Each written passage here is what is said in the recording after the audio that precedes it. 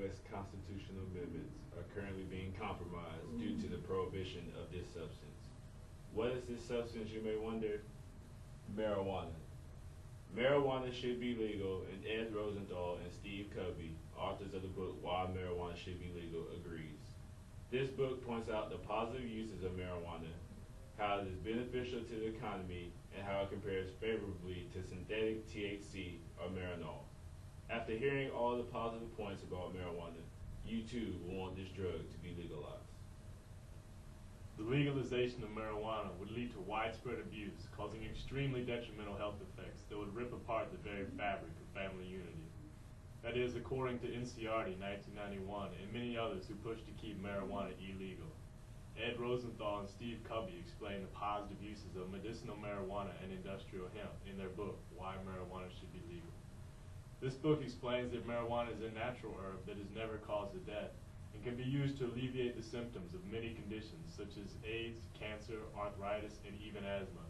According to this book, hemp oil is an excellent source of essential fatty acids and protein and could greatly decrease the incidence of degenerative disorders involving fats, such as cardiovascular disease and diabetes. The hemp plant, a non-psychoactive form of marijuana, can be used for clothing, paper, construction materials, and even replace toxic plastics such as PVC.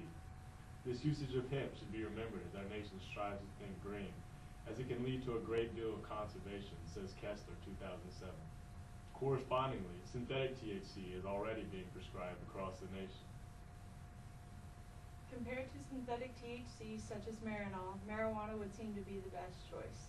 Dennis Perrin is quoted in Why Marijuana Should Be Legal, stating that patients as part of the Buyers Club prefer smoking marijuana over Marinol, since Marinol made them too high to where they could not function in everyday life. Marijuana delivers THC more effectively than Marinol and allows the patient to live his or her normal life. Although some may say that the legalization of marijuana would lead to a heavier supply and demand, causing harmful effects to today's users, as discussed by Early Wine 2007. In addition, the liability of the legalization of marijuana will be discussed. We can all agree that the criminalization of drug dealers has kept our society's youth safe from the harmful effects of illegal substances. On the other hand, one must ask oneself if the threat posed by marijuana is serious enough to justify the billions of dollars spent each year maintaining a prohibition in vain. In 2005, an open letter was addressed to the President, Congress, state legislators, and governors addressing the benefits of legalizing marijuana and was signed by many notable economists. They conclude that history has proven prohibition to contain minimum benefits and may itself cause harm. Each year, billions of taxpayers' dollars are ascribable to marijuana incarcerations.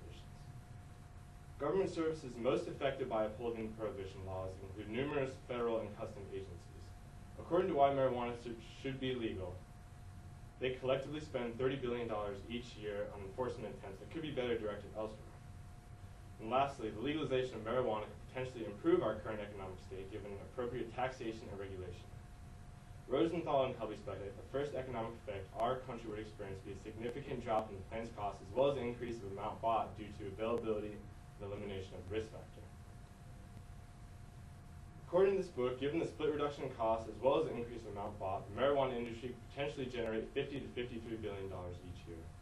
Based upon similar taxations placed on tobacco products and alcohol products, the government stands to generate an additional $7 to $10 billion per year solely based off direct revenue. Indirect revenue sources possibly extracted from paraphernalia sales, recreational establishments, as well as the new industries that will be formed. There are three main reasons why marijuana should be legal. 1, marijuana is very beneficial to our medical society. 2, marijuana can be beneficial to our economy. 3, marijuana compares favorably to synthetic THC. According to the late, great, famous Bob Marley, marijuana herb is the healing of a nation, while alcohol is the destruction. Before we leave today, I encourage everyone to read Why Marijuana Should Be Legal.